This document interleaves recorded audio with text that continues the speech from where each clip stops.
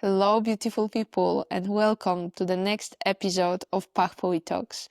I'm your host, Agata, and actually today we're continuing the conversation from the previous episode where Kasia, my friend, is my guest, and she shares her absolutely incredible story of finding her inner voice and following the intuition. The first part, definitely go check it out if you didn't hear it. Truly such an inspiring story of transition, of finding yourself and deciding to follow your inner voice. It's a story of academia, of professional sport, and of course art and creativity, and how it all kinda led Kasia to the place where she is right now. So if you haven't heard, go and check out the first episode. If you already did, please enjoy this part. We are restarting our conversation at the point where Kasia got into Cambridge, and let's see what unfollows. Enjoy the episode. Before we go to Cambridge, was there anything else on your creative path that you did while still at USC in LA? The last semester at USC, I took easy classes that were just there for me to enjoy my last few months. And that's kind of like how athletes would usually approach the last semester. You would do the work before and then just give yourself space in the last semester to have an easy semester and enjoy life that make it easier for yourself and be able to say goodbye and everything.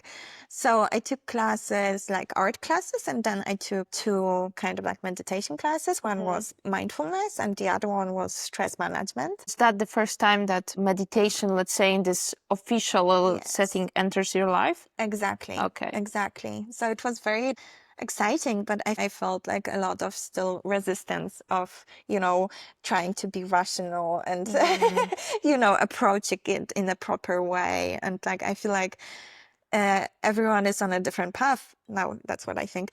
And there is no right or wrong way. There is just your way. So you have to try and see what works for you. But back then I would really just try to do it properly, and it didn't work. But it's still something, it was exciting and something I was oh, that's interesting. Let's see. So, but yeah, the last semester, then the pandemic started in March. But before that, I took a photography class this semester, and we got this cool assignment where there was a lot of creative freedom in choosing the topic. I am approaching the end of my stay here, and I want to say goodbye to the water in part because I was there every day for 4 years, and it was such a beautiful aspect of rowing, just being able to connect with water and observe it and see how it's changing, how it's always and constantly changing. And water in Los Angeles in the port, it was insane and so beautiful because it's a port, so there is different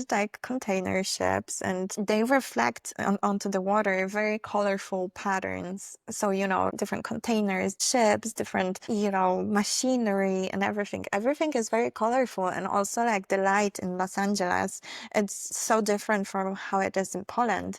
It's just very bright and colorful and sharp. So I just really wanted to capture it for myself for future, to be able to come back and be oh my God, it's so beautiful, I miss it. So I wanted to capture it for myself. So I took pictures of the water, and it was I knew my eyes opened being able to capture it. It was such a beautiful experience because I got to look at it and observe it for so many years before, but I never got to interact with it through photography actually. And that was whoa, mind-blowing, because I felt I was so present in the moment, capturing it and looking at the water through lens of camera, and just it really felt like meditative practice, mindful practice. I felt so immersed and so calm and so just wow, it's like time stopped and I was just taking photos. And the pictures like I took, it was literally 15 minutes because it was between practices on Sunday or Saturday. And my coach agreed to take me on the motorboat. And we literally had, I don't know, 10, 15 minutes to just drive between the container and the ships and just like take pictures. So I was just taking pictures, capturing, trying to capture as much as possible. And like that was my only shot, my only option. So I didn't really have control over the light or the shot to do it again. It was just there and then. So the pictures I took, then it was about choosing which ones to present, but it was such a cool process and I loved it. And the pictures turned out amazing and I was really proud of them. And I printed them out in a huge format, like 100, like to 70 centimeters. So they were big format photographs. And I got very good feedback from my professor and from fellow students that it's like, wow, it's so unique. And so I took the feedback in because positive feedback is always nice. And then coming back, I took the pictures with me. So I packed them into a suitcase and I was like, oh, this is my souvenir for myself, for my future self. And I took them with me. But then my dad, he arranged an exhibition for me, like through his friend, like he's an artist, like my mom is an artist as well. And he was like, wow, they are so cool. Like, let's make an exhibition. And it's something I didn't even thought about. Like it was possible because I just like, I was just doing it for myself. But I feel like I was putting so much pressure into like what it means to be an artist. Like, you have to like be professional and like, that's your only way of earning. Like, it's like, your job and you have to have education to do it and you have to like you know what to say and everything. But so I was kind of scared and I was like, whoa, okay. But yeah, in the summer between US and Cambridge, I had a solo exhibition in Krakow, which was so beautiful and kind of like the preview of, wow, that's possible. Like, it's possible like for me to even like consider myself an artist in a way. I feel like I still like sometimes struggle with like calling myself an artist because of like some previous, um, but um, but yeah, just like that, what I see and like it's worth showing to other people. So it was like a very cool experience, but I feel like at that point in my life, I still wasn't ready kind of to share my work or anything. It was just something mine. So I feel like now I'm kind of like coming back to that place where I feel, okay, I know what I want to say. I know that my work is good and I'm ready to share it with the world. So it's very exciting time. I don't know where we were going with it, but Wow. That's the story with art. Yeah, I know that it just meant to be kind of in between the USC and Cambridge story, but I'm so mesmerized. Do you mind if we dive deeper? Yeah, that's good. Because first of all, what really struck me is the process of taking the photos itself. Because as you mentioned, it was kind of very quick and you were there to witness kind of what water was doing. Can you tell me more about why, like, what's your relationship with water and what do you see in it? And how do you think your rowing experience influenced that? I love water. I think that's kind of like I feel the happiest when I'm close to water and when I'm on the water. It's also like such a different feeling and such a unique feeling of being in the boat because I feel usually when you interact with water in everyday life, it's more like you're in there on the shore and you see it from far away, or you're in the water but just being on top of the water in the boat, or I guess in kayak you can experience that as well. But it's like just like such a unique feeling because water, it's like such an interesting thing, material. I don't know. It's smooth and it's like changing, but also like when you're on top of it, you can actually experience that it's like also something solid in a way. It's like a very interesting feeling. And with water, I just always loved that something what kind of like why I decided to row in the first place, because it just felt like so insane and unique to be able to be in the water and experience that different perspective of interacting with something so calm and so beautiful and something so unpredictable at the same time. Yeah, I love water. And in like practicing and rowing, it was just something always I would come back to, like even like between some sets, or I liked looking at water and observing how it's like changing, constantly changing, and how there's different factors that influence it, but like it's just never the same, even though it looks like at the first glance it looks the same, but it's never the same. So then with trying to capture it with photography, that really showed me how it's, actually changing all the time. And it's just yeah, very unique. So I would like take like if that like the experience of taking photos of photography, the first experience, because since then that became my favorite thing, to try to capture different waters in different parts of the world, and just like kind of immersing myself in the moment and try to interact with water through this way, through the lens of camera. So again, another kind of like perspective and another way of interacting with the same thing. So taking the pictures, like literally like looking them at the computer, like every single one of them was different. And it was so insane. It's like different worlds kind of like captured in a photography. And then I had like many thoughts and reflections around that. And like over the years, I feel like I put that into words, and like what my main reflection about that is like, because it's constantly changing, water is constantly changing, but by capturing it on a photograph, it's kind of like, stopping time, taking pictures. It's like being in the moment, being truly present there, but also like almost like traveling through different worlds. Interesting, because it's like it's fleeting and you try to capture it, but are you actually present in the moment, or do you like, does it open some portal to some different lands? That is so powerful. And wow, it really begs the question, especially what you said, how you also struggled through labeling yourself as an artist, seeing yourself as an artist. And I feel like actually it might be contradictory, but to think that you're the capturer, the witness of the world, I feel like it can help alleviate this pressure of what artist is, right? Yeah. And I'm just getting goosebumps thinking about you and your beautiful, beautiful relationship with water that lasted for so many years till the moment you decided to do the project in the port in LA. But actually, that the witness is also the artist, aka the witness, the capturer. It's interesting because you're not creating the water, you're there to witness it in the moment and stop it in time.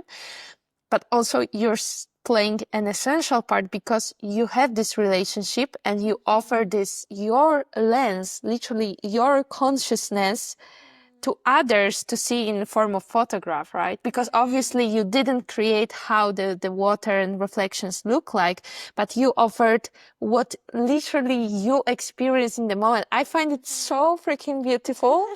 I'm like, wow, this is just mind-blowing, and it's, thank you for doing that. And it's so beautiful what you mentioned a few times, that you just want to take pictures for yourself, right? That's why you took them in a freaking carry-on or whatever to Poland, all across the world, not because of XYZ, you just wanted them for yourself. So it really speaks magnitude about you and your relationship with the object, which you now have materialized in this bridge to be able to show to others as well, right? I think what what it also like a beautiful like thought I had, that it's also like how art is almost a language of, you know, sharing with the world what you experience, something that is hard to put into words. Like for me, that's kind of like what art is to me, is a way of, you know, capturing what I'm feeling and like put it into some kind of like materialized form that I can share with the people and hope that they will like, you know, just like have an insight of like into like my world, but also like that it's gonna like give them something like for themselves, and it's just like a way of connecting with people basically, that is not through words. That was very Polish accent, but it's something, you know, a different way of connecting and putting your thoughts into something that is material. That's beautiful. It's like literally consciousness speaking to each other through art. Even the people that maybe could not even express at all what they're feeling when you're looking at the piece, You still get the feeling. but they feel. You don't like. I mean, maybe we still don't. Maybe it's the same feeling that you get when you look at the mountains or at the sky at night, right? They're like, you don't understand. You just feel. You're like, no, but that's beautiful. So tell me, how did it feel to know that, wow, other people are going to experience such an intimate experience you created for the photographies you taken? Yeah. How was that? I feel like that's something that is very scary at the beginning, because you feel like you're really exposing the most like inner thoughts. That's like kind of what it was to me, that I was like, whoa, what if people don't understand it, or if they judge? But then it's like actually very exciting when it actually happens, because you can share and like you see that it connects you with people that like maybe you wouldn't connect with otherwise. So it just like gives another dimension of or level of like two relationships, and it's very beautiful, and like it's worth, you know, risking it and taking the step. And that's something like I love about your creative practice. I'm like literally such a huge fan, and it's very inspiring, because like, you know, it takes the pressure off. It's more about like, you know, the process and sharing it, and you know, not about like putting labels and trying to be perfect or doing it in the right way. It's just about creating things and sharing it with the world. And that's actually how we were connected, because you organized an exhibition in your parents' garden, and I was like mind blown. Wow, this is so cool. Like how you literally in a week you decided, I want to have an exhibition. You printed out the pictures, you put them together, and you invited your friends and they posted on Instagram. And I was like, I saw it on Instagram and I was like, wow, it was so exciting. And I feel like we reconnected through art. And I'm so grateful for that, because, you know, thanks to your bravery of sharing your art with the world and just like expressing yourself and just doing things and not thinking about the consequences, not overthinking it, just doing it and not putting so much pressure on it either. Just like, yeah, okay, and on to the next thing. And it's very inspiring. That's something I really want to try to take in and apply in my life as well. Thank you so much. It's so nice of you to share. I'm really touched. And actually, it makes me think what you just shared about our story, how we were connected through art, is also about what you shared just a few minutes ago about how it's a language, right? Yeah. And sometimes that you don't know what certain things will lead to in the end, right? But if you decide to, like, when you don't speak, you don't give the ability to listen to others, right? They cannot hear you if you're not speaking. So it's kind of beautiful. But yeah, wow. Okay. So your first exhibition was also here in Krakow, right? In Krakow, exactly. Wow. So you have the summer in between, and then Cambridge Cambridge comes. happens. Okay. And that's kind of like my top of the mountain that I was like walking towards like my whole life. Literally whole life, right? Yeah, my whole life, exactly. My biggest ambition materializing. And then being there, I don't know if I just built so much expectations in my head, but also like it was COVID year and everything. It just like was not what I had in mind. You know, it was a very difficult year, but also very beautiful at the same time because again, I met so many beautiful people and I got to like, you know, achieve my dream of studying there and also like of rowing in the boat race, like in the second boat, but still. And then of my last rowing competition, like that I felt like was a cherry on top for my whole career and saying goodbye to all those years of rowing.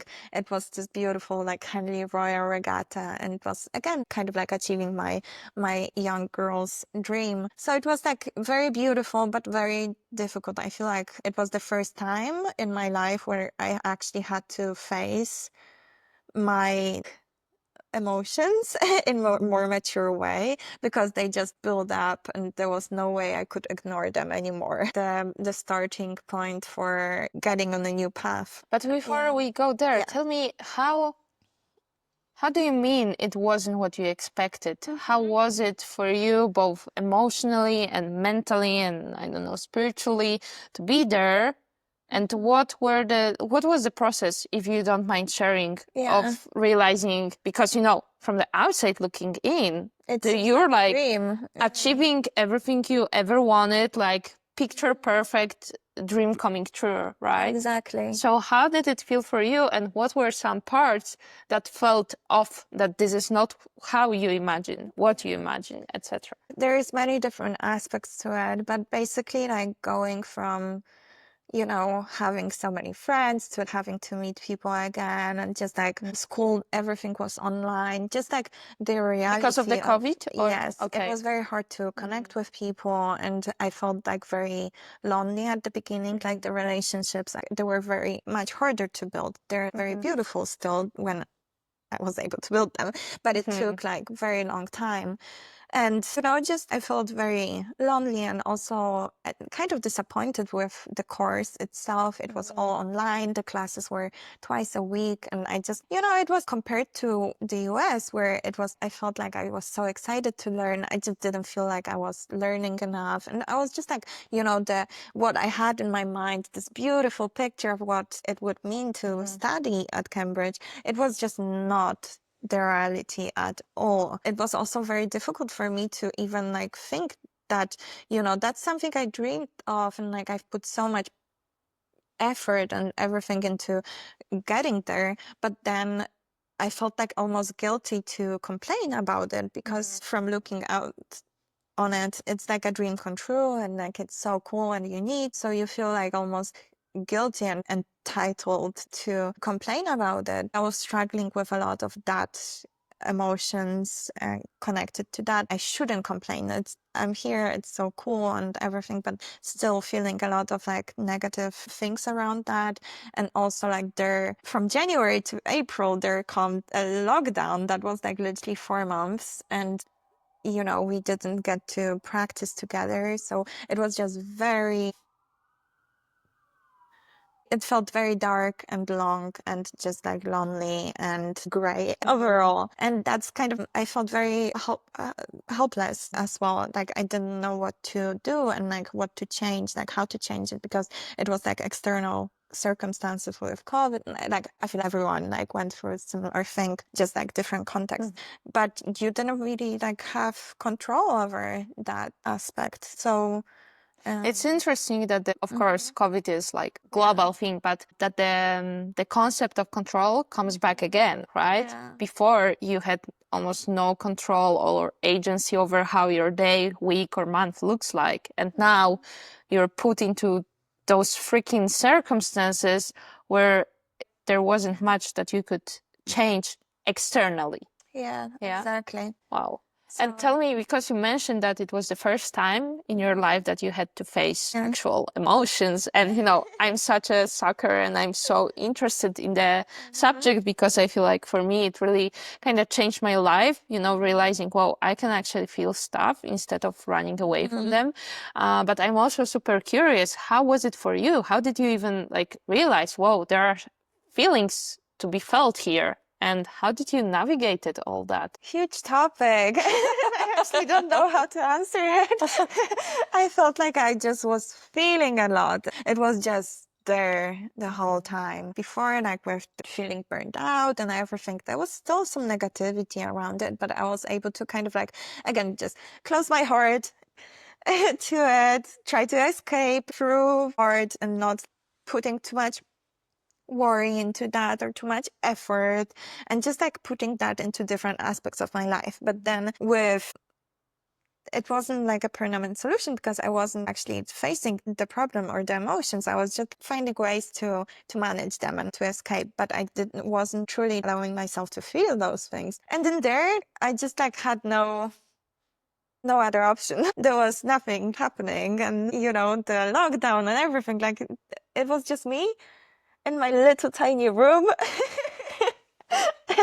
And, I was just feeling a lot of things and I didn't know how to manage those emotions yet. So yeah, that's something I learned later on, how to actually like try to navigate that feeling aspect. But first of all, I don't know, I'm just so grateful. Thank you so much for sharing so vulnerably about such period in life. And also, I find it so beautiful what you just shared, that art was also an escape and it can also be a therapy. And I think it's a very valuable perspective to add that basically anything you choose to do has this bipolarity built in, right? Same as with rowing. It started out of love, then it was very hard relationship. And I don't know, thank you so for sharing that, because I feel like it really puts the perspective that it's not the external thing that you're doing, it's your relationship to it that defines exactly your approach and your mindset. Yeah. And also like I don't want it to come off like I feel like I always am a bit insecure about that. If you talk about like the negative side, it sounds like you're complaining and you're ungrateful, because I am very grateful and I feel like, for everything that I got to experience, and you can feel both. Exactly. It's actually so important to me personally to bring those, let's say, shadow and dark parts to light, because then we live in this society that this is way better than this, but it's not true, right? It's always both. It's just how you feel about those things when it's happening. So yeah, totally. And, not to go too deep into it, into just sharing the authentic experience, right? That you can be the happiest when you're going, I don't know, buying groceries, and the most miserable when you're achieving the award of being the best in the world in something, right? That, yeah, so thank you. Yes, I think it's super important to share this part, and actually the journey, that it's not that at certain level of achievement or earning money, of having this job or whatever it is, that it's all smooth. It's just always like this. I feel like it connects nicely with, the concept of external validation versus internal validation. Because, like the external validation of like achieving different things and like going from goal to goal and just doing something that is prestigious or, that is a big goal that you set up for yourself. It doesn't mean that doing that you're gonna be happier if you're not grounded and if you're not confident in who you are and like how valuable you are as a person. The external validation is not gonna do it for you. It can be like very quick fix and like band-aid, but still you at the end of the day you're left with facing yourself, fixing the relationship with and like coming back to internal validation and working on your confidence and on your self-concept and everything. I feel like it all comes down to doing that, just appreciating the external validation, but like not putting like all your self like confidence into how people perceive you, because you have no control over that. Wow, that's beautifully. So let's go back to when you were in Cambridge, almost finishing it. Because at the beginning, we talked a little bit about that you recognize you have those three pillars inside of yourself, right? Yeah. You're a professional athlete at the moment. Back in the day, you have this academia pillar that is really big. And you have this creative side that is starting to gain some traction as well and becoming bigger and bigger. How was it at Cambridge when you were there? How those three pillars were coexisting or starting to merge, or how did you experience them? So at Cambridge, I feel like the rowing persona I was saying goodbye to it. It really felt like the last stretch, and I felt like I was putting the last energy and power and the last love I still had for the sport into that year. And it would like cost me a lot of effort, and it really felt like I was ready to say goodbye to that and excited to do that. So I feel like that aspect was dying. The academia part was thriving. I was so excited to do what I loved, and explore the topic that felt exciting to me, and I felt very good with that. The art part I didn't really like. It was just there. Like I didn't really do much. Would go on walks, take some pictures, but still like it was like there, kind of. But then the hard part comes when I graduated, and I felt like, whoa, okay, what's next? I had like no idea what I wanted to do next, and I feel like the next default thing I wanted to do was to apply for a PhD, because that's always like a vision I had, that I'm gonna be in academia, because that I feel confident within that. It gives me a lot of like excitement, and I love learning new things, and that's what I wanted to do. But I also like felt like I needed to go home and just being with my family, be close, and kind of like be in the safe environment, because it felt I needed to recharge and ground myself, and like kind of like be with my mom. So I decided to go back to Poland, and I applied for a PhD. Then I didn't get into the PhD in Krakow, which felt like, whoa, my world crushed.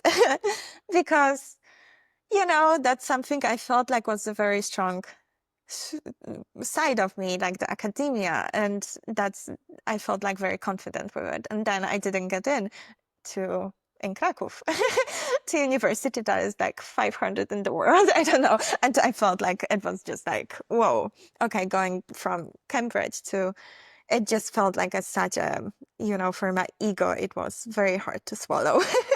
And also it left me in a space where I was like, actually like, whoa, okay, I literally don't know what to do next.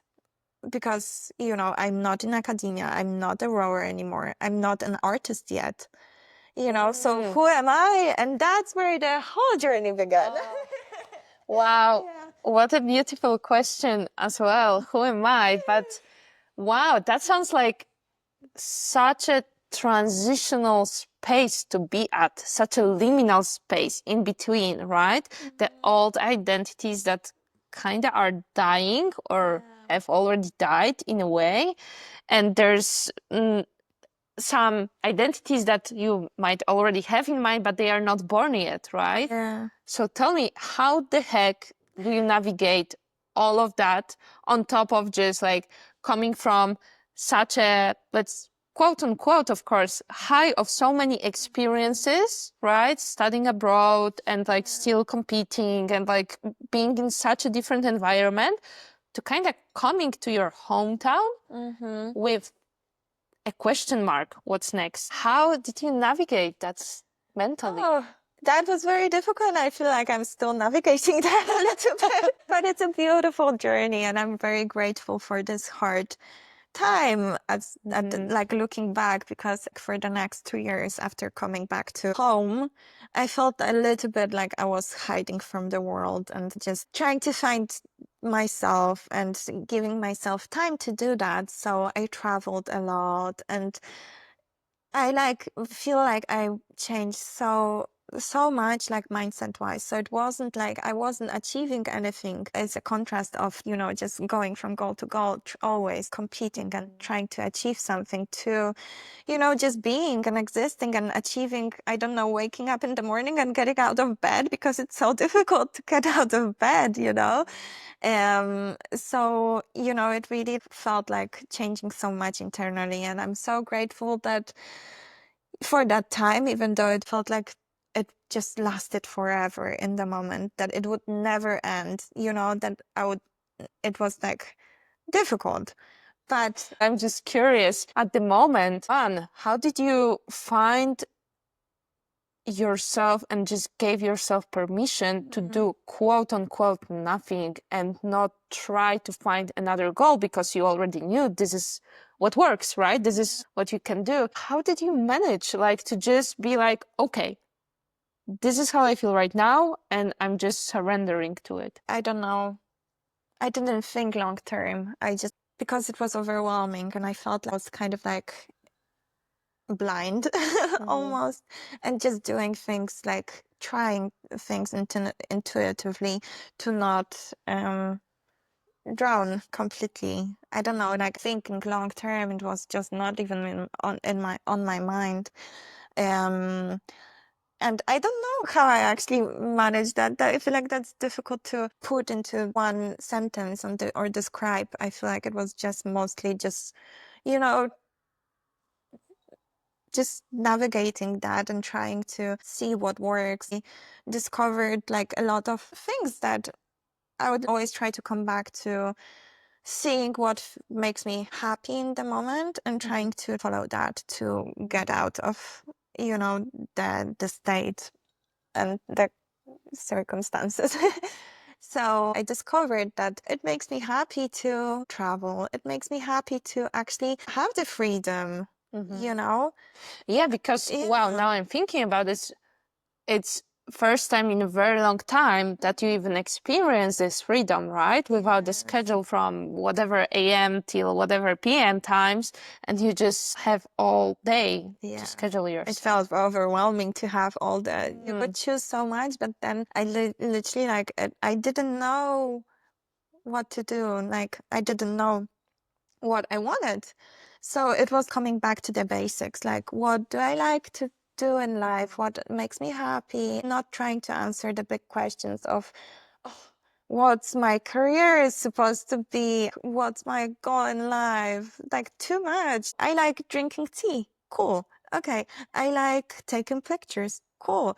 I like drawing. Cool. Okay. This small, and trying to build my who am I from those little things instead of who I was, like putting myself into boxes of I'm an academic, I'm a rower, I'm an artist, but kind of like seeing like, who is Kasia? Who are you? So I would like journal a lot, and I feel like that's when I discovered journaling in that time, and I love journaling. I feel like that's way of for me to connect with my thoughts, because I feel sometimes like it's just like I feel very chaotic in thoughts and like in expressing myself, but like when I start writing, I feel just really connecting with and grounding myself and being able to follow one train of thought. I discovered a lot about myself through journaling and through, and it's a process, and I feel like it's gonna last a lifetime, and it's ever changing, and it's good. It's Wow. But it's so beautiful because it sounds like similar to what we go through when we are kids, right? Of course, when someone asks you who you want to be, maybe you have an idea, but you really tap into this playful feeling of just seeing what feels good, right? No matter if it's binging cartoons for 8 hours or just running in the park with your friends, like you don't use basically at all some analytical part of your brain. And it sounds like, if I got it right, this was similar to your experience, step by step, day by day, seeing just like, okay, tiny little bit drop of joy, in this drinking your tea. Exactly. Being grateful and happy for those little moments and appreciating them. And also, I think it's very beautiful what you said about being a kid. And I think that I've heard you saying that. I don't know if it's in a podcast or something, but I really felt it resonated with me, because that's true. Like, when you're a kid, you just you don't think long term. And I feel like we're conditioned to think long term and set I don't know, 5-year plan for ourselves, and I plan and try to, but there's so much beauty into just coming back to the present moment and just trying to listen to your heart, to your intuition, and seeing, okay, what is the next thing to do? not thinking like about like where it's leading me. You can have some kind of vision, but like not trying to control it, but just seeing like where it takes you, like kind of like going with the river, like just, you know. Oh, this is so beautiful. I'm literally getting goosebumps, and also I'm so curious because I feel like I'm literally in this process right now, and what's very much alive for me and for some people that I know they are on similar journeys. How do you navigate fear in those moments? Because sometimes my brain is like, okay, just one next step, but then it's like the rational, the critic that comes, yeah, but how are you going to make a living, or like you should make a decision, or there are so many mental chatter.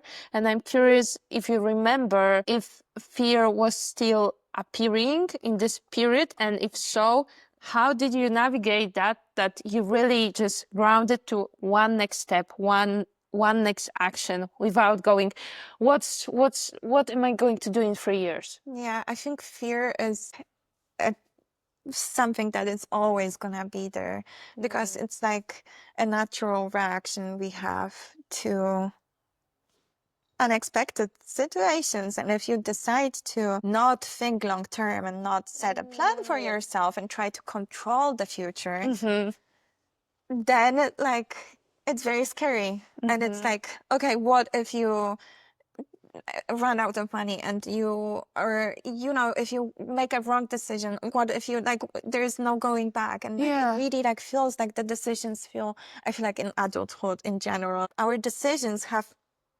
even more weight, almost, that it really they feel so big. Like it really feels so big to choose which career you're gonna go into. And it feels like if you make this decision, you cannot change it again. And it's it really feels like, okay, what if I decide to live here, but then if I want to have kids, or the decisions have so much weight. I feel like I just found some tools that work for me. What were they? Like for me, it's definitely journaling, and then making art, and then something that I'm really excited recently about, it's yoga and meditation. I feel like I'm discovering that again in my life, and it's so exciting. And also just feeling like I'm going back to moving my body. It's so exciting because after I stopped rowing, I felt so much resistance to doing even the little things like going on a run. I literally felt I'm gonna throw up. I cannot do that. I cannot do sports. And I didn't find the joy in moving my body for the longest time. It's 4 years since I graduated and stopped rowing. So it really was a journey for me. So I'm so excited that I'm able to reconnect with that part of myself again. You have to find what works for you. Come back to the feeling. Does it bring me joy? Does it make me feel good? And, see what works for you, and then try to just apply that, and try to go back to doing the little day decisions of, am I gonna stay in bed and watch TV, or am I gonna get up and go to yoga, and then see step by step.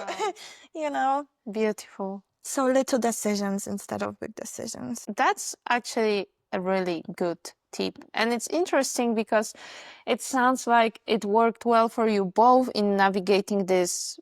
I mean, they are both unknowns, but when you said you're changing your life to something totally different, right? You're moving to US and everything is fresh, like one flight at a time, right? It's not like thinking about everything that's going to come. And same in the, let's say, also challenging transition that might feel more difficult to navigate when you're here back after all your journeys. And wow, so that lasted for 2 years, you said?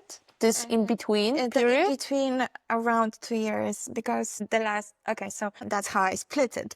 That it was from when I graduated to when I decided to take the next step and to make the decision to actually follow my heart and my intuition, allow myself to explore something new.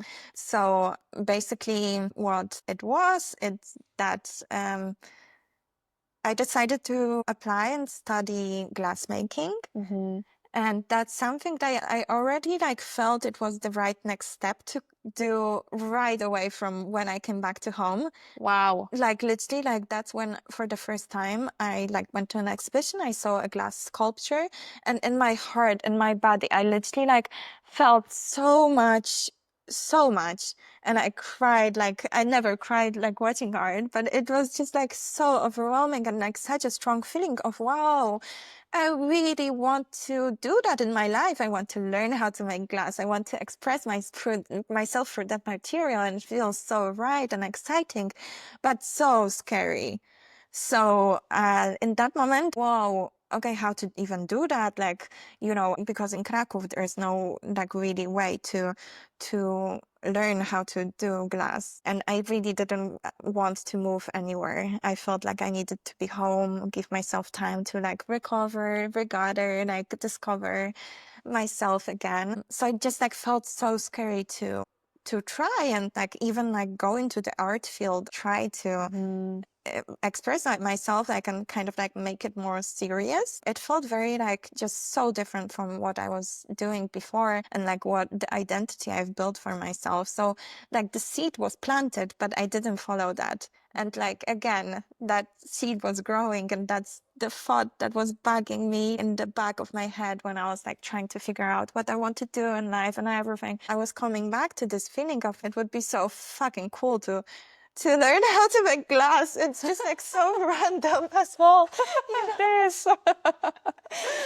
And the rational brain was like, you're supposed to, like, what? It's just such a stupid decision, irrational, and like, it's not gonna make you any money. It's going back to school again. It's just that you wasting your life. But then, after the 2 years of exploring, I was just so fed up with myself. This is pointless. What you're doing with your life, just make a decision. So I decided to follow that and try to apply for a glassmaking program in another city in Poland, which is Wrocław. And they have this beautiful department, the biggest in Poland, the only one in Poland, where you can learn how to make glass. And I was like, okay, I'm ready. I'm going to follow that. I'm going to move to Wrocław, even though I don't want to move. I just went to like the open studio day, and I was so excited, but so scared and so disappointed in the moment. The whole day during the open studio days, I just like had this internal feeling, this is not right. I don't feel good in here. I really want to learn how to make glass, but it just doesn't feel right. And I was just like so sad and disappointed. Wow, that must have been like soul crushing moment, right? If you had this seed for such a long time, you finally think it is happening and you're there and it just doesn't click. Right. Wow. But then like the end of the day approached, and I was just like sitting on a bench with my sisters because they came with me and to the open studio days, feeling like, okay, what I'm supposed to do next? Like I felt that's the next step, but it's not. I feel like it's not meant. I'm not meant to be here. But then there came this girl from nowhere, and she was like, "Oh, do you want to see the old building of school? There's some glass workshops there." And it really felt like sign from heavens. And I was like, whoa, that's so cool. Let's do it. Yeah, let's see. Maybe there is gonna be something there. And there was. I came into one of the workshops that now is my workshop. And I like just like felt like coming home. It was like this artistic mess. It was like very colorful, beautiful glass sculptures. And then in the other room, there was sitting my professor, that is my mentor now. Short hair, colorful dress, red couch, a teddy bear of a tiger on the couch. Just like so random, so creative, so like free and expressing herself. And I was like, whoa, okay, she's gonna be my professor. And like going into that open days, I thought the next step is to, I don't know, apply for a master's degree or a PhD. But the thoughts I had around that was really don't really want to move to Wrocław. And I kind of like, if I'm here, then I have to have a job, right? I asked the professor if it's possible to connect and combine working with studying and how is it like, hour-wise, is it possible? And she told me about this postgraduate program. That is the program I'm doing now that I didn't know if it was possible. It's a weekend program that allows me to live in Krakow and just travel on the weekends to Wrocław and still, learn how to make glass. So it just felt like, whoa, everything aligned. And I was like so happy and grateful. I'm like, I still looking back, I think it's such a beautiful moment in my life and such a turning point. So then, like months later, because it was in March and then in July, I decided to apply for this program, even though I was like, still had fears around it because it's a paid. But then I was like, okay, coming back to the basics. I'm going to try, see if I like it. If not, I will just drop it. There is this disclaimer in the agreement I was signing that you can like just let them know from month to month that you're not going to continue studying, and then you just stop paying and stop styling, and it's all good. There is the escape like gate. So I applied, and I like feel like my life changed since then because. And the next year of studying, the first year, because it's a 3-year program, so I'm approaching the end of the program now.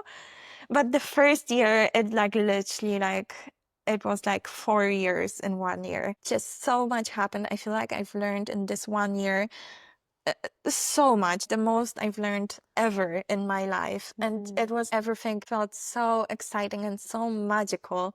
And I was like, literally, glass also as material, it's like, it feels very magical because like looking at it before, I was like, I have no idea how it's made. Like, it just feels like insane to be able to make it, like impossible. So being able to actually like go from just having a vision of, I want to try to combine my photography with glass and see, because they have so much, like there's so much similarity between water and glass because of the light reflecting on it, reflections, it's changing. It's also like, it's solid, but it's fluid.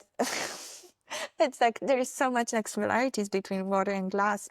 So it really felt like the most magical year, and was able like in this first year like do so many sculptures as well. It really felt like everything was just like flowing out of me, all the ideas, and it just like felt I was making also like the small decisions of just trusting like the process and being, I don't know where it's leading me. I have no idea what I'm doing it for, right? Because I'm just doing it for myself because it makes me happy. It feels right. And it's so exciting, and it like gives me so much joy. Oh, wow. So, not putting so much pressure into, am I gonna be able to, I don't know, sell my work or make it a career or anything. It's just about doing that. And there's so many different ways I can, do it, but it all comes down to, I want to do that, and I will find a way to make it happen. So now I'm in my life, I'm approaching the end of the studies, and I'm like feeling a bit worried, like, because it feels like the end of some kind of chapter. And again, it feels very nice to have the structure of the course and the community of people who love doing what I'm doing, and like have my professor,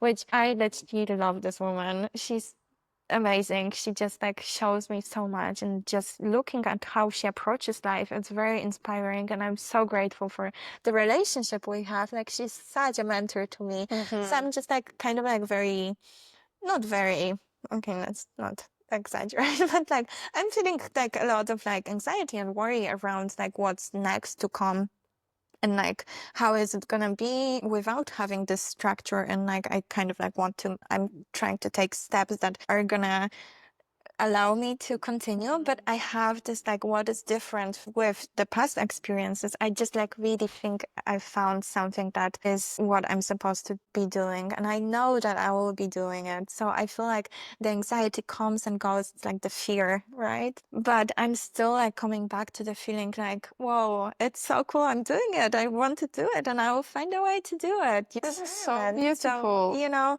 so I'm excited for this next again chapter, I guess.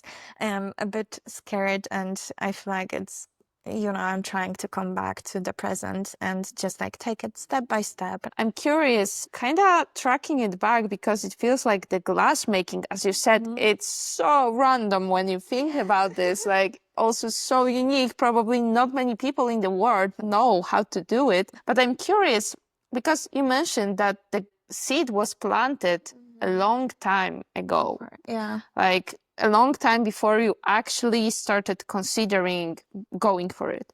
And I'm curious, again, in this liminal space of transition, what led you to know that this is the time to act upon it? That it wasn't a year before, it wasn't a year after, that you felt in your body, oh my God, I'm going for it. I'm ready. I think over those in between 2 years, I had so much change into like my mindset and perspective that if I started earlier and decided to go for it right away, I feel like I just wasn't ready. It was something that the seed was planted, right? But where I was in my life and where I was in my mindset and my inner work, it just like didn't match at all like the decision I had to take. So I feel like over those last those in between years, like it felt like nothing was really happening or nothing was changing, and I was like just like felt like, oh, it's taking forever and I really don't know where I'm going, or like it just like felt very like I felt blind. um but a lot changed. I didn't see it like from every day, but like looking back, I feel like so much changed in my perspective and like the way I approach life. I was ready to take the next step. It felt like I cannot continue going through the same motions because I'm not in this like in this space anymore, that I'm ready for the next thing.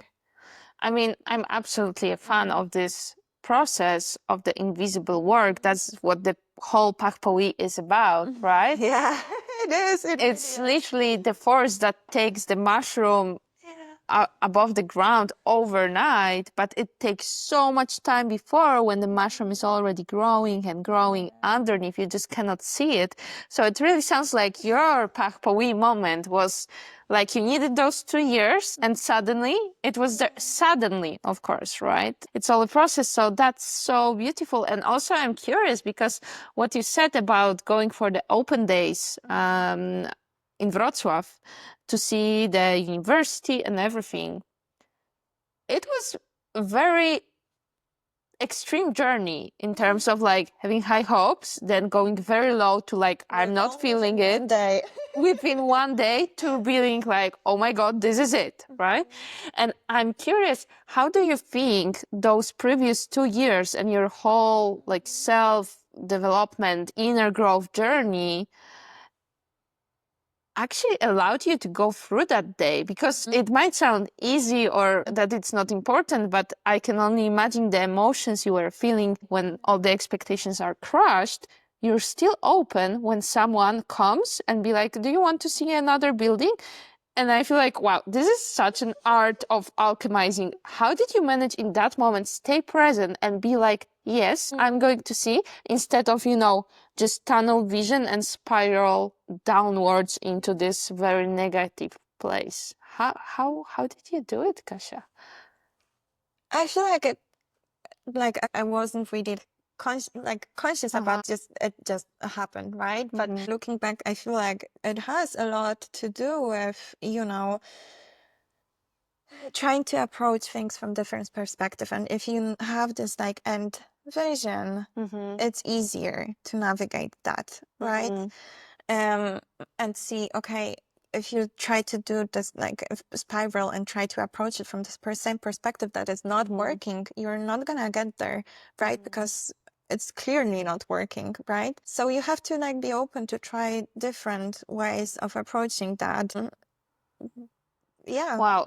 I mean, your ability to stay open and to shift is really incredible. Thank you. Like, really, considering that it all started way before when you wanted to apply to Cambridge, right? It was the same kind of story, and it's really mind-blowing. I know that you tell this story as it's so natural to you, like yeah, it just happens. But I feel like for many of people, me included, sometimes it's not so easy. So Because it's like, not easy. It's like, but wow. I feel like at the end of the day, like just like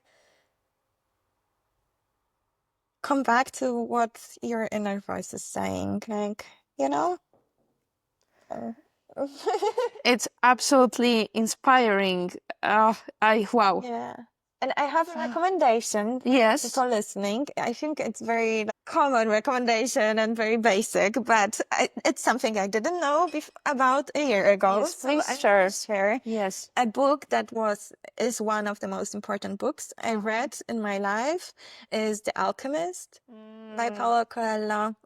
It's literally all about what we're talking about. So about listening to your heart and just going and following that and about the journey. And it's put into a very simple and very like a metaphor of a story about this shepherd who's trying to find the treasure. So if you haven't read it and it feels like it's resonating with you, I really recommend reading that because it's a beautiful book and it has a lot of wisdom within that. And I had so many aha moments with just reading that. And I was just like there with my marker and highlighting sentences and yeah, Oh, that's beautiful. kind of Thank like you. reassuring me in this like feeling of I want to listen to my heart. Oh, Yeah. thank you so much for bringing that up. And this is an excellent recommendation. +1 for sure. Definitely a beautiful story. Beautiful. You kind of make me want to go back to it again. Oh, you want to share anything like how you're feeling right now with your artist journey and with glass and water? Because we touched a little bit upon it, but I don't know if you want to share your plans. Yes, let's do that. Why not? I'm trying to be more open and share my art with the world, which feels sometimes very overwhelming because it is very close to my heart, right? It feels like I'm exposing myself and my way of thinking. But within the last 2 years of allowing myself to take up this new journey of learning, and just like I feel like so much again is changing within my mindset. So I feel ready to share my art with the world and it feels right. So yes, why not? Okay, so I'm working now on an exhibition. Oh, wow. Yeah, of trying to put all of my work I did the last 2 years into one room or 4 rooms actually. Oh, wow. But and share it with the world. I feel like I'm trying to navigate, like trying to approach it in a perfectionist way and everything, and taking the action and not being scared to share and everything. So it's still a journey. I don't know when it's gonna happen, where it's gonna happen in Krakow, but I just know it's gonna happen, and I'm gonna make it happen. It is happening. It is happening. It is happening. Yes, I feel it's been a beautiful journey as well, just trying to put this creative vision and on paper. And I just have such a strong visualization of what this exhibition is gonna be like. I see all of the spaces. I see how the sculptures are within the rooms. I know what I want to say. I know what I want to, express. Wow. So now it's just about again materializing this vision. So stay tuned. So what would be like a one sentence or however many sentences, but like sneak peek of what this exhibition means for you, or what do you want to share with the world? Yes. We don't need to go into the details, but just something that really, the first thing that comes to your mind when you think about it. What I want to say for this exhibition is basically that everyone has an inner voice and it's important to listen to it. That listening to my inner voice allowed me to be now in this space and be able to present this work. That's the main message I want to send out to the world, that try to stop and just listen to this silent little voice and see where it leads you, because it's worth it. It's worth it. I use pictures of the water to capture the same feeling, the same reflections, abstractions. So with my glass sculptures, I created sculptures that combine photography with glass. literally like pictures of my of my water cut into pieces and put onto the window glass sheet, which is and freaking then like incredible. I see so pictures and it looks fucking insane what Kasia is doing. So just to let you know, like this is literally next level of creation and connecting the dots. I mean, come on. It's incredible. Thank you. It means a lot. I'm very excited for it. So there is going to be like over 20 glass sculptures. Some of them are going to be like the ones with pictures. There is also going to be some that are just colorful bricks of glass that reflect light in the same way, but you kind of have to put more effort into trying to see and notice the reflections. You feel like you're hunting for the light, for reflections, and for abstraction in the world. That sounds like such a multi-sensory experience. So people, you really need to come. I mean, yeah, so I'm making it happen. It's gonna happen. We'll see amazing. when and everything, but it's a good preview for you guys. So. Amazing. And that being said, also, where if anyone listening to this podcast wants to follow your work, your journey, what's happening, where they can find you? That's something I'm also ready to share, because I had this previous attempt of starting to share my art, but then that failed very quickly because I wasn't ready yet. So I have an Instagram account that is my personal Instagram account that you can follow. It's called Kahahaha. Let's try to spell it KACHIHAHIH.